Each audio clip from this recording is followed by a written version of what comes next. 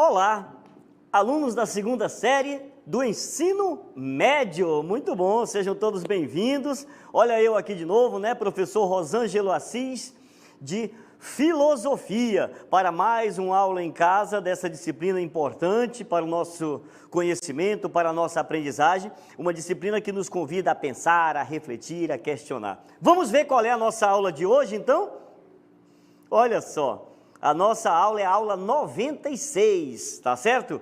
O que podemos conhecer? Ceticismo e dogmatismo. Eita, professor, essas palavras são assim, né? Ceticismo e dogmatismo. O que o senhor está querendo dizer com isso aí para nós? Vamos entender um pouquinho. Vocês vão perceber o quanto isso está presente na nossa vida, o quanto isso está presente no nosso dia a dia. Perfeito? Vamos começar com um questionamento já? A gente já vai começar a segunda série aí? Vamos começar já chamando a atenção para vocês. Vejam só, dogmatismo e ceticismo, a gente já começa fazendo algumas perguntas interessantes aí. Por exemplo, é possível elaborar conhecimento?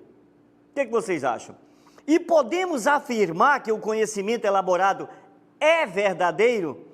Por exemplo, você acredita no que lê nos jornais? E aí? Olha para mim, fala para mim aqui, você acredita no que lê nos jornais? Você acredita no que lê nas redes sociais? Porque hoje todo mundo é filósofo e teólogo nas redes sociais, é ou não é? Todo mundo tem sua opinião, dá sua opinião e muitas vezes aparece um monte de fake news e um monte de opiniões erradas ali, sem fundamentos. Isso é muito importante, segunda série, isso é muito importante. Fundamentos. Por isso, tem mais um questionamento antes de a gente entrar no dogmatismo e ceticismo aí. Embora a gente já esteja fazendo as bases dessas ideias que nós vamos conhecer agora. Por exemplo, é possível, né, o questionamento que vai aparecer aí para nós, é possível conhecer todas as coisas uniformemente e de modo amplo? O que é que vocês acham? Será que é possível nós conhecermos tudo isso daí? Então, olha só, uma série de questionamentos que vão surgindo. Será que eu conheço? Será que eu não conheço? Será que eu consigo chegar a um conhecimento? Será que eu não chego? Que tipo de conhecimento é esse que eu busco? Então, isso é muito importante e é isso tudo que nós vamos trabalhar um pouquinho na nossa aula de hoje, com esses dois conceitos básicos dessa filosofia, tá bom? Que é o dogmatismo e o ceticismo. Portanto, com base nos questionamentos que nós vimos acima, nós vamos tentar compreender duas posturas filosóficas que abordam a questão da possibilidade do conhecimento. Duas posturas, está aí o dogmatismo e o ceticismo. Vamos tentar entender então? Vamos começar pelo ceticismo, perfeito? Olha só, o que é o ceticismo? O ceticismo é uma posição filosófica que consiste em desconfiar da ideia de que existe uma verdade absoluta. Olha só, fala comigo aqui, diz assim, professor, quer dizer que não existe essa verdade absoluta? O ceticismo vai dizer que é bom a gente desconfiar. É bom não acreditar em tudo aquilo que a gente ouve, em tudo aquilo que a gente vê, em tudo aquilo que a gente sente, em tudo aquilo que a gente... né? Então, todas essas coisas podem sim ser desconfiadas, nós podemos desconfiar. Nós vamos ver que existe dois tipos de ceticismo, um mais radical, o outro nem tanto, mas mesmo assim eles criam sempre essa ideia de que uma verdade absoluta, ela não é possível. Portanto, vamos mostrar na tela aí, o ceticismo diz para nós o seguinte, a impossibilidade do conhecimento. Olha só, a verdade não existe, ou pelo menos ela é difícil de ser alcançada. Para o cético, essa verdade aí, ela praticamente vai ser inexistente, tá? Lembrando que o ceticismo não é algo novo. A gente pode dizer muitas vezes, vocês com certeza, segunda série, vocês conversando entre vocês devem falar, eu sou cético em relação a esse assunto, né? Eu sou cético em relação a esse tema. Eu não acredito nisso. O ceticismo, ele nos convida a fazer realmente esse tipo de conhecimento. Ele nos convida, e não é algo novo, tá? O ceticismo vem lá das filosofias antigas, lá na Grécia antiga ainda. Portanto, o que o cético faz? O que o ceticismo faz? O ceticismo, essa corrente filosófica chamada ceticismo, ela observa tudo, tá? Ela considera tudo, olha só, ela observa tudo, ela considera tudo, mas não crê em verdades dogmáticas, tá? Vocês estão vendo aí a cara do garotinho, né? Fazendo lá, como que diz, opa, pera lá, que negócio é esse? Não, eu não vou acreditar em verdades dogmáticas. Nós vamos já entender o dogmatismo, nós vamos ver que quando nós falamos de dogmatismo, nós falamos de verdades de fé. Vamos já entender um pouquinho isso daí, tá? Mas o ceticismo, ele observa sim. Ele não quer dizer, não acredito. Não, pera lá. Deixa eu observar isso daqui. Deixa eu entender isso daqui. Deixa eu analisar isso daqui. Não, mas espera aí, não dá, não tem condições, né? Não dá para, você não consegue me convencer. Essa seria a ideia do cético, tá? Sempre pondo em questionamento. Agora, o ceticismo, ele tem dois meios, né? Nós temos dois meios o ceticismo, ele pode ser de duas maneiras. Vamos entender um pouquinho isso daí. O ceticismo, ele pode ser moderado e ele pode ser radical, perfeito? Ceticismo moderado e ceticismo radical. Prestem bem atenção nisso daí, tá bom? Então, essas questões, elas caem muito no vestibular, então fiquem bem atentos aí. O que é o ceticismo moderado, segunda série? O ceticismo moderado, ele diz o seguinte, ele admite uma forma relativa de conhecimento, reconhecendo os limites para a apreensão da verdade. Olha só, é possível ter uma verdade, é possível chegar a um conhecimento, mas existem limites para isso. Existem limites para se chegar a esse conhecimento. A nossa mente não é tão capaz assim, né? A nossa capacidade de pensar e de entender as coisas não é tão capaz assim de chegar a esse conhecimento, a essa verdade aí. Mas é possível reconhecer essa verdade.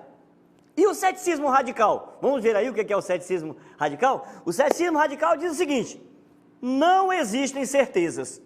O conhecimento é impossível. Ponto final. Acabou. O conhecimento, ele é impossível. Esse é o cético radical. Não se chega a esse conhecimento. Portanto, qual é a relação que existe dentro do ceticismo, a relação sujeito e objeto que existe? O sujeito que conhece e o objeto que vai ser conhecido. Qual é essa relação? Vamos entender essa relação? A relação é o seguinte, o sujeito não pode apreender o objeto. Isso é o ceticismo.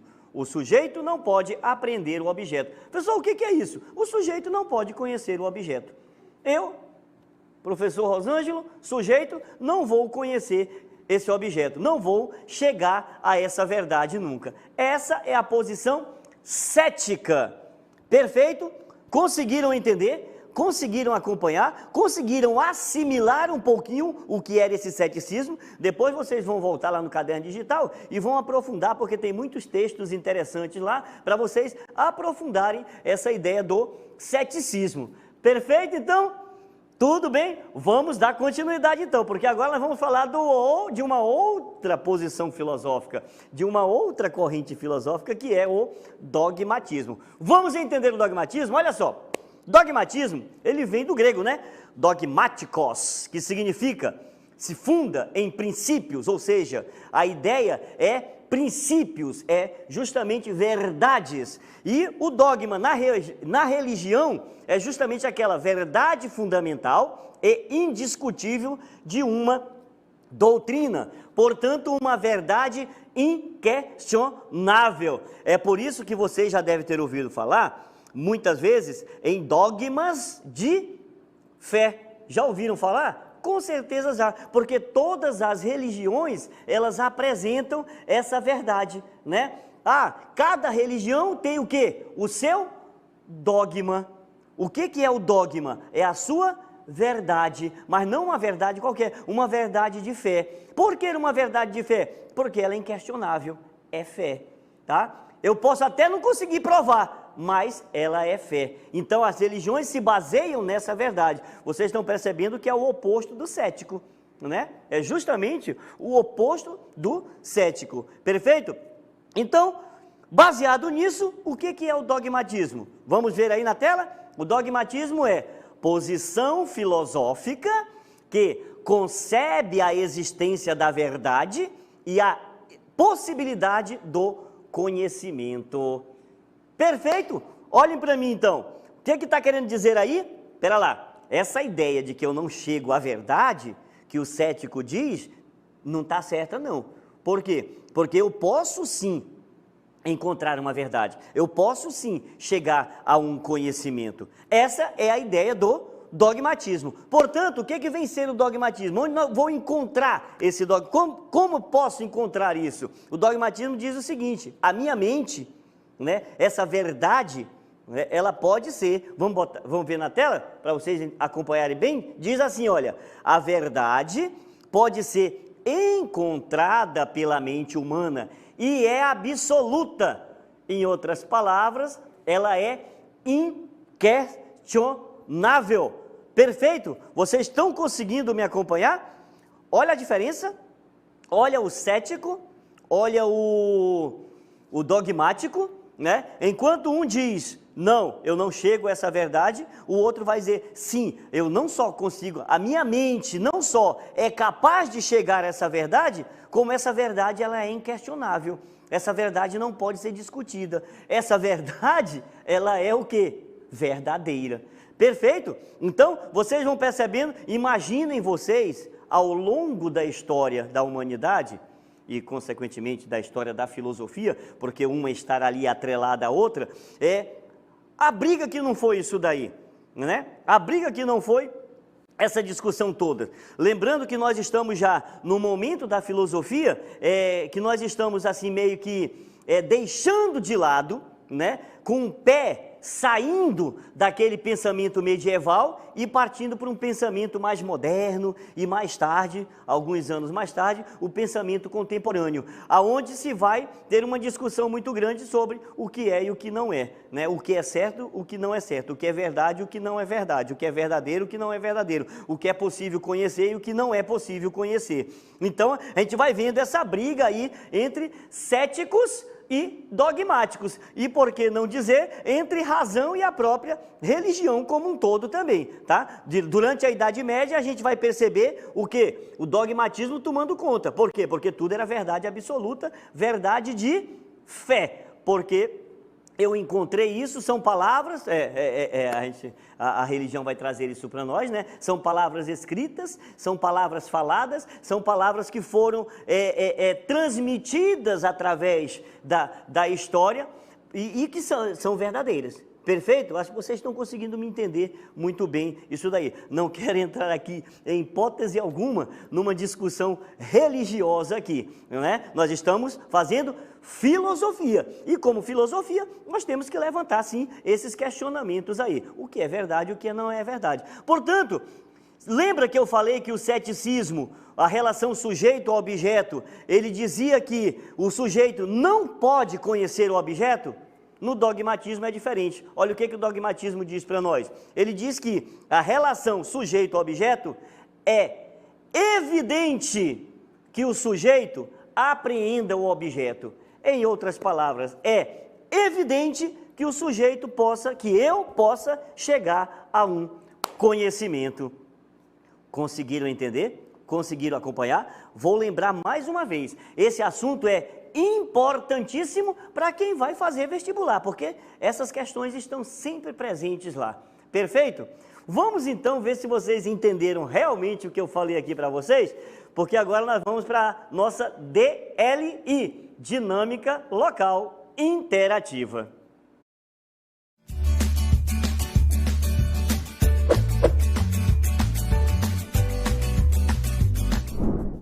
Muito bem. Vocês têm aí uma única questão, mas não é uma questãozinha qualquer não, tá bom? É uma única questão, vocês vão ler essa questão com muita atenção, com muito cuidado, e daqui a pouco a gente volta para respondê-la, ok? Até mais!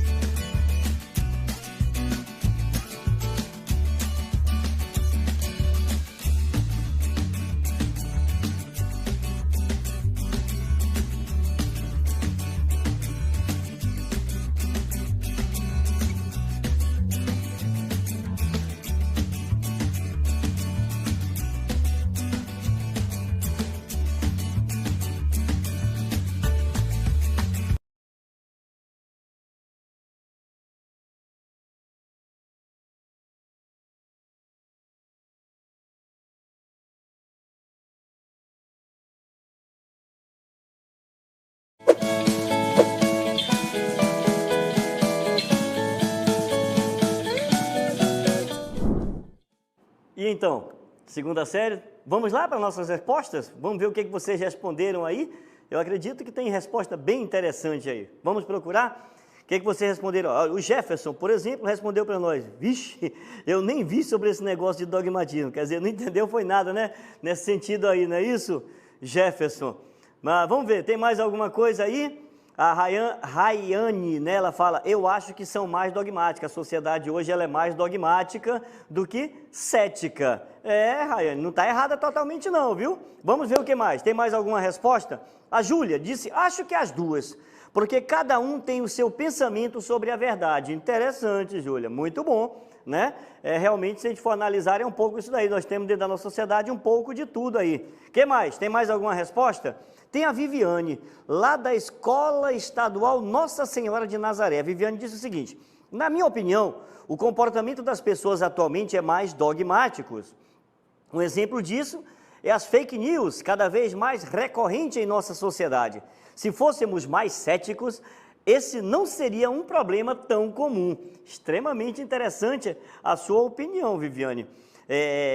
Se nós formos analisar no início da aula eu comentava um pouco isso daí, um dos grandes problemas da nossa sociedade hoje, né, que é muito rápido, a nossa sociedade, o pensamento é muito rápido, as informações são muito rápidas e nós temos que estar extremamente preparados para isso daí, porque senão a gente vai ter notícias falsas tomadas como verdadeiras. Vamos ver a nossa resposta então? Vamos ver o que nós temos aqui? A pergunta, né, falava: o cético tanto observa e pondera que conclui, nos casos mais radicais de ceticismo, que o conhecimento é impossível. O cético mais moderado, ele suspende provisoriamente qualquer juízo ou admite apenas uma forma restrita de conhecimento, reconhecendo os limites para a apreensão da verdade. Aí vinha a pergunta, né, uma pergunta muito pessoal que dizia: na sociedade atual, as pessoas são mais dogmáticas ou céticas diante do conhecimento? Por quê? É válido lembrar, então nós vamos ver a nossa resposta aqui no gabarito, e diz o seguinte, olha: nós vivemos atualmente numa sociedade que é conhecida como a sociedade do conhecimento, onde o conhecimento e as experiências das pessoas têm muito mais valor, né? O conceito de sociedade do conhecimento se traduz na transformação social, cultural, econômica, política e institucional, com o objetivo de quê? De desenvolver e melhorar tecnologicamente todos os setores dessa nossa sociedade, que é chamada de sociedade capitalista. Portanto, nós podemos traduzir que o que é o conhecimento? É a habilidade, olha aí, Viviane, é a habilidade que cada indivíduo tem na geração de novas ideias ou novos processos. Nesse contexto, podemos dizer que as pessoas, elas são o quê? Responsáveis por todo o processo de desenvolvimento e crescimento mundial, voltado para as suas tecnologias. Portanto, dentro dessa sociedade do conhecimento, dentro de uma sociedade tecnológica que nós estamos cada vez mais hoje, a gente percebe o quê? Né? O que é essa sociedade do conhecimento? É a junção ou desenvolvimento dessa sociedade da informação, pois podemos receber várias informações, mas nem todas serão transformadas em conhecimento. Portanto, os céticos estão certos em certo ponto e os dogmáticos em outro sim. O conhecimento o que é? Buscar, pesquisar sobre os fatores que tenhamos alguma afinidade, ou até mesmo a busca pelo que não conhecemos. Buscar o que não conhecemos. Denominado a sociedade do conhecimento no século XXI, pois o conhecimento que as pessoas profissionais possuem é o maior valor dessa sociedade. Quanto maior for o conhecimento e a abrangência de um profissional em várias áreas, maior será o benefício pessoal e profissional. Perceberam a importância disso tudo aí? Uma resposta um pouco longa, né? Mas para quê? Eu fiz questão de colocá-la para que vocês pudessem entender e perceber a importância de filosofar.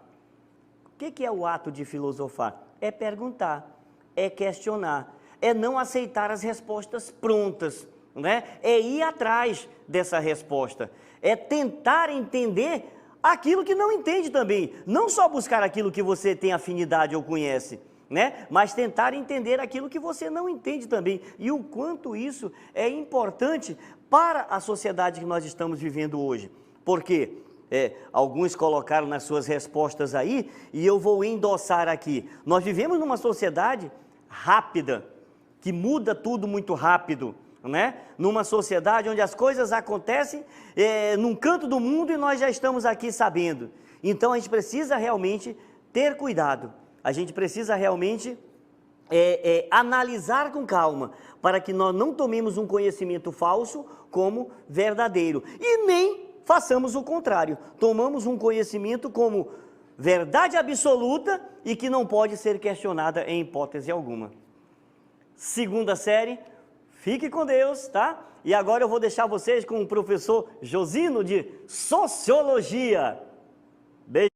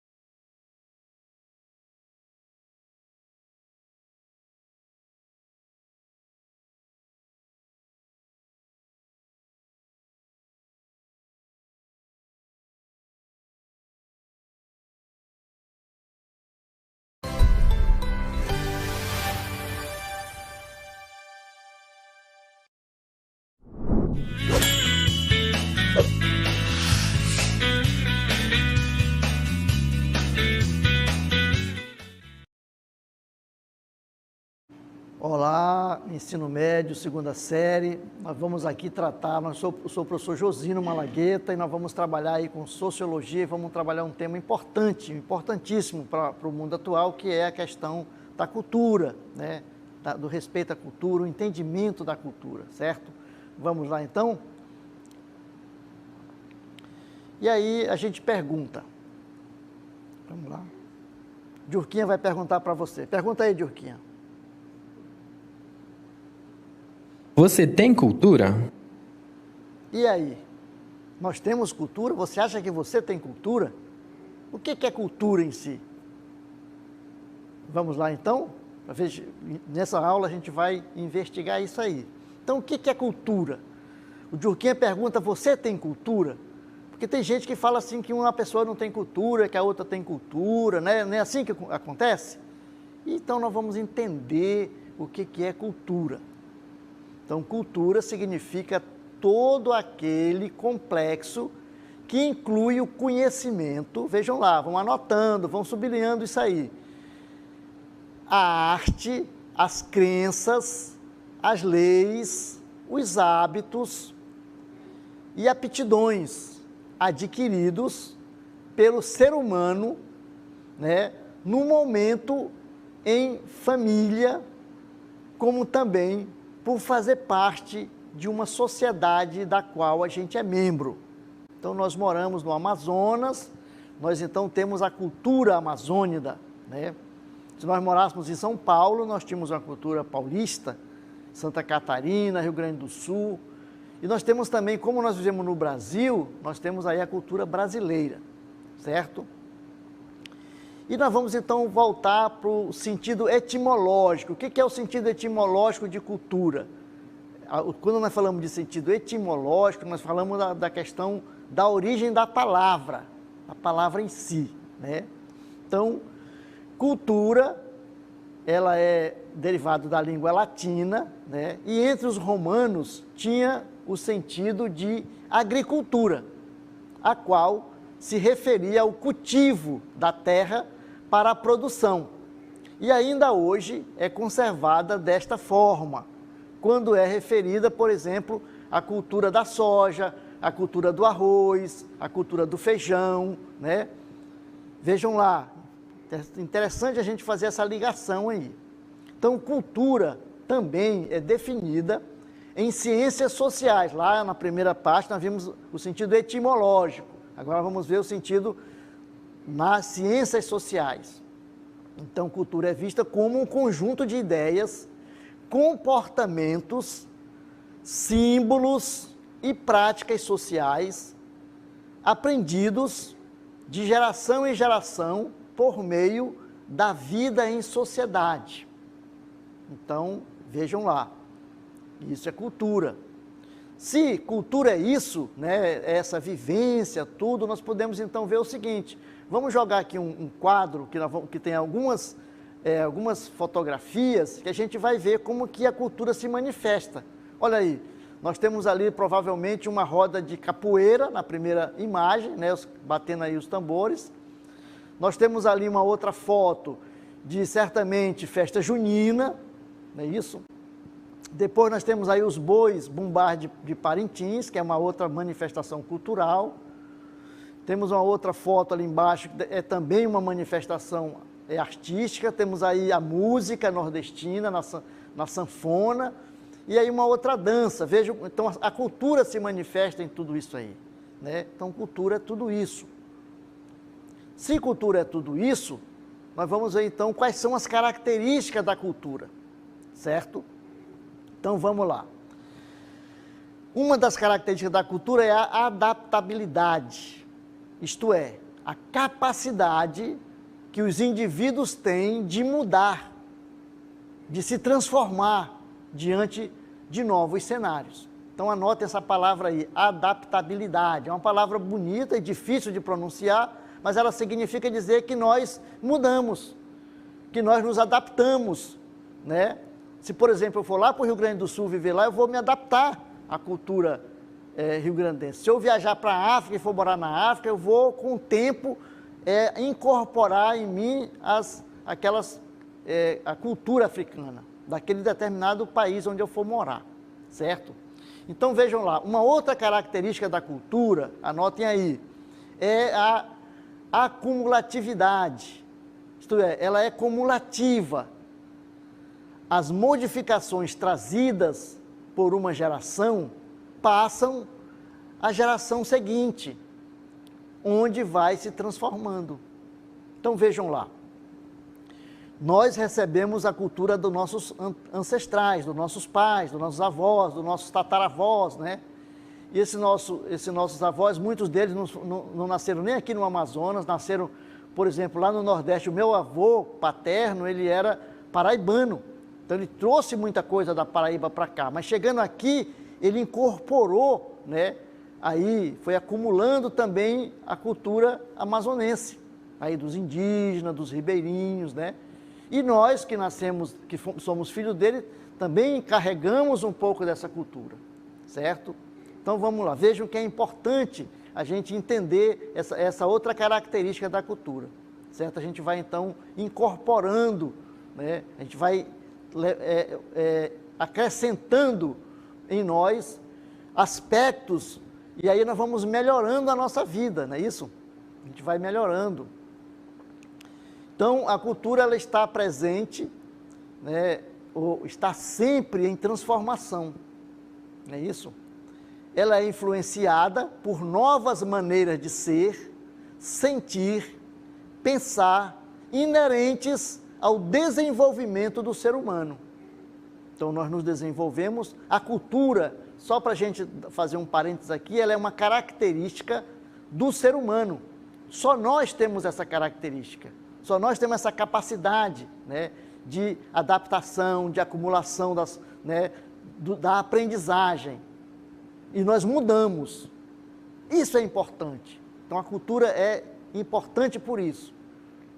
Por isso, nós temos que respeitar, né, as demais culturas, certo? Não existe cultura melhor ou cultura pior. Existe cultura, não é isso? E o que é cultura para a sociologia? Como é que a sociologia trabalha essa questão? A cultura, né, sempre ela vai vai ser representada como um conjunto de saberes e tradições produzidos pela interação social entre os indivíduos de uma comunidade ou de uma sociedade. Vejam lá, a cultura representa esse conjunto de saberes, as tradições que nós podemos dividir com os outros, podemos receber dos outros e podemos dar para os outros. Não é isso? Essa é a riqueza da cultura. Nós podemos, então, compartilhar. A cultura ela pode ser compartilhada. Nós criamos, nós inventamos, diferentemente dos outros animais. Por isso ela é uma característica do ser humano, né? Porque só nós temos essa capacidade de modificação. Vocês acham que um ninho, por exemplo, de João de Barro é bonito, e o João de Barro faz um ninho espetacular de barro, né, a sua arquitetura. Porém, ele sempre, o seu primeiro ancestral fez isso, e o João de Barro de hoje continua fazendo isso. Porém, nós começamos construindo casa aqui na Amazônia de madeira, de palha, e depois construímos de alvenaria, de madeira. Então, nós vamos modificando, né, nós vamos construindo. Isso é a beleza da cultura.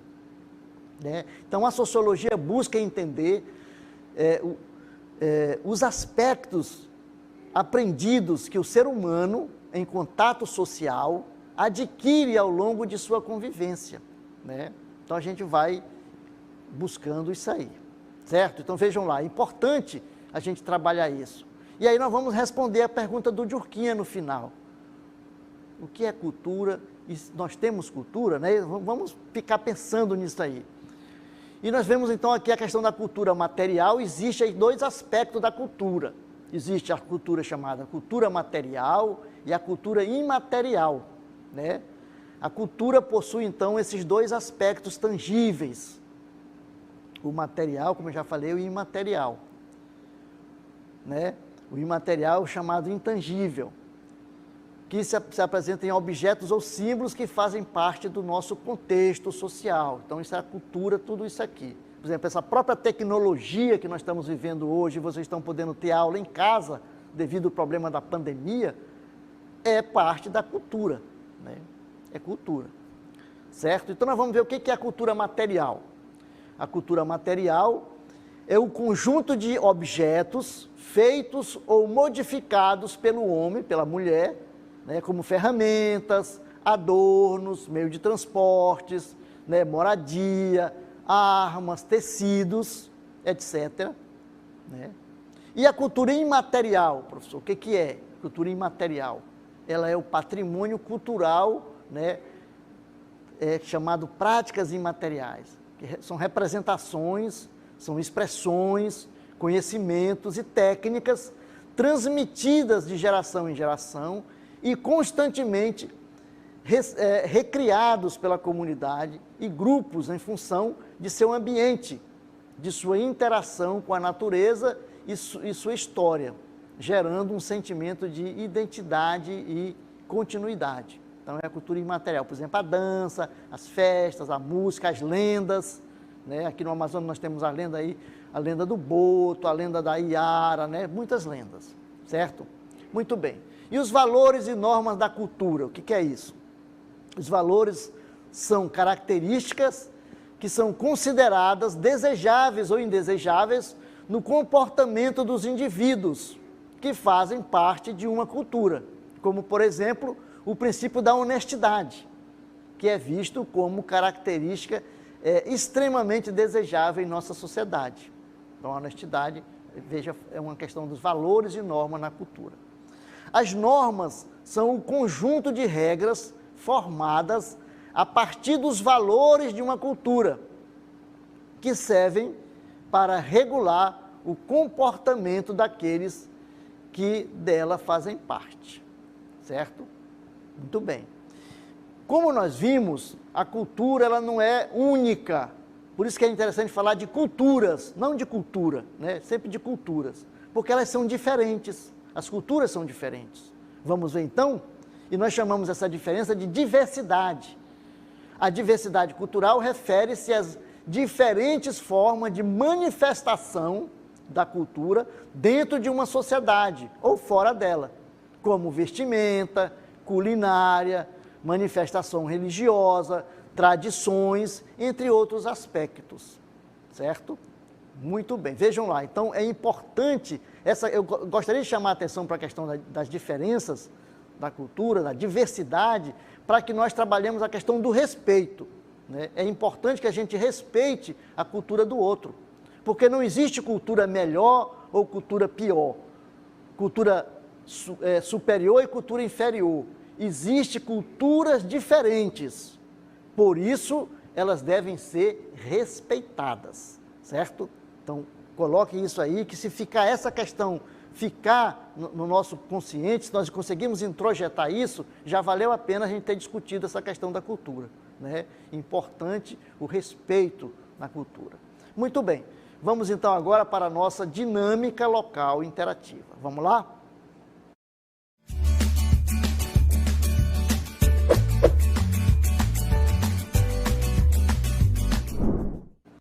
Muito bem, nós temos aí duas questões que vocês vão ler com bastante atenção e vão responder, que daqui a pouco a gente volta para discutir, conversar e fazer a correção, tá bom? Um bom trabalho e até daqui a pouco.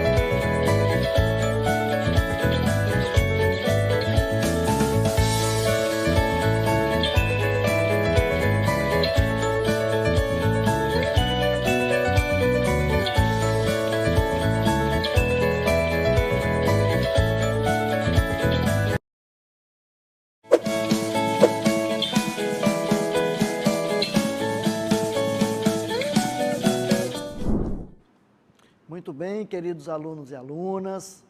A gente trabalhou aí um pouco, discutiu com os colegas, discutiu com seu pai, discutiu com a sua mãe, conversou aí com os irmãos e respondeu aí essas duas questões propostas. Espero que vocês tenham respondido as duas. Vocês ficam muito só na questão subjetiva, ou objetiva quer dizer, mas é importante também aquela que vocês colocam o pensamento de vocês aí na resposta.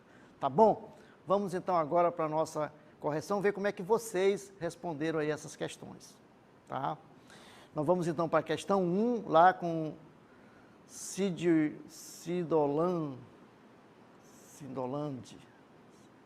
Não dá para entender bem aí o nome. Na questão 1 ele respondeu que a questão correta é a letra C, né? André, eu acho que é o André, né? Vamos lá então. Questão 1, letra C, disse o André. A Rubiane, ela disse que a questão 1 é a letra C. Ela é lá da Escola Estadual Ernesto Penaforte. Muito bem. Vamos para mais um. A Yasmin de Souza Lima, ela disse que a questão 1 é a letra C. Marcou a letra C na questão 1. Muito bem. Vamos para mais uma? Vamos lá para Raila, né? A Raila disse que é a questão C também. Ela é lá da Escola Estadual Cecília Ferreira da Silva. A Kelly disse que a letra correta na questão 1 é a letra C. Ela também é da Escola Estadual Rio Preto da Eva, né? A Kelly Cristina. Muito bem, Kelly Cristina, parabéns. Vamos para o Jefferson, lá da Escola Estadual Rofran Belchior da Silva. Ele disse que a questão 1 é letra C. Ele marcou a letra C como correta. E a questão 2, meninos e meninas, vocês responderam? É importante que vocês, se não responderam, se não deu tempo de responder, responda agora, tá? É importante que vocês respondam, porque você está colocando aí, né, o seu pensamento, o seu entendimento, fazendo uma síntese daquilo que você viu na aula. Muito bem? Vamos então aí para a correção da questão 1 e a questão 2, claro, né? Vamos lá? Então, vocês têm aí um texto para ler, né? Um texto que diz o seguinte. O que diz o texto? O que diz o texto na questão 1? Diz assim, ó, a mudança cultural é um fenômeno que se produz intensamente nas atuais sociedades de tendências multicultural. O que é multicultural? Várias, né? Várias culturas. Multicultural significa várias, múltiplas. E cada vez mais acentuada, dada a rapidez do ritmo a que vive e dos convívios externos a que são sujeitos. O professor Rosângela estava falando aí na aula sobre a questão, né, dessa rapidez da nossa sociedade do conhecimento. Né? Muito bem. E aí vamos então para as alternativas. O comando da questão diz o seguinte, ó. A leitura do texto nos leva a concluir a respeito do conceito de cultura. Letra A. Cada geração traz e constrói sua própria cultura, não acumulando quase nada do anteriormente elaborado. Não, essa aqui nós vamos eliminar essa questão aqui, elimina que não, né? B. Está sempre em movimento e em desenvolvimento, sendo influenciada por novos hábitos e costumes. Vamos segurar aí a letra B. Letra C. Se transforma biologicamente, o que leva a mudanças de hábitos e costumes. Letra C. Vocês marcaram a letra C, muita gente marcou a letra C. Será que é a letra C mesmo? Vamos lá, vamos para a letra D. O dinamismo cultural inexiste. Inexiste significa que não existe nas culturas americanas ocidentais. Por isso é muito fácil estudá-las. E a letra E diz, é um fenômeno estático. Estático, o que é estático, professor? Parado. Não recebendo influência de outras formas de sentir e ver o mundo. Será que é isso? Vamos então para o nosso gabarito? Vamos lá. Olha aqui, a letra correta é a letra B. Vocês marcaram a letra C. Não sei por que vocês colocaram que a cultura é uma transformação biológica. Não, gente. Ela é social, né? Social, não é biológica. Biológica é aquilo que vem do nosso corpo, a mudança que nós temos no nosso organismo, no nosso corpo. Então, a letra correta é a letra B. A cultura, ela está sempre em movimento e em desenvolvimento, sendo influenciada por novos costumes, novos hábitos e costumes. Eu não sei o que aconteceu que vocês marcaram aí a letra C. Praticamente toda a turma marcou a letra C, não é isso? O que aconteceu? Não sei. Mas a cultura, nós podemos marcar a letra B, porque a cultura ela é algo que muda, que se transforma. Nós falamos que as culturas são diferentes, que nós recebemos influência de outras pessoas, de outros grupos sociais, não é isso? Eu falei para vocês, se eu for viver lá no Rio Grande do Sul, se eu for viver lá na África, eu vou apreender e vou introjetar os seus costumes, a sua fala, até a fala, né? Por exemplo, eu falo português, mas se eu for viver nos Estados Unidos, eu vou aprender a língua inglesa, vou falar inglês, vejam lá. Então, muda dessa maneira. Então, a cultura, ela está sempre em movimento, está sempre em mudança e se desenvolvendo, certo? Muito bem. E a segunda, vocês não responderam, mas coloque aí, diretor, só para a gente falar, né? A segunda uma das características da cultura nas sociedades humanas é o mecanismo de adaptabilidade. Isto é, a gente vai se adaptar, aonde a gente for, a gente vai conseguir colocar aquilo que nós somos para aquelas pessoas com que nós vivemos e nós vamos receber deles e vamos nos adaptar, né, a conviver naquela cultura. Muito bem, e agora vocês vão ficar com o professor, nós vamos receber o professor aí, Rosângelo, para mais uma aula de filosofia, não é isso, professor?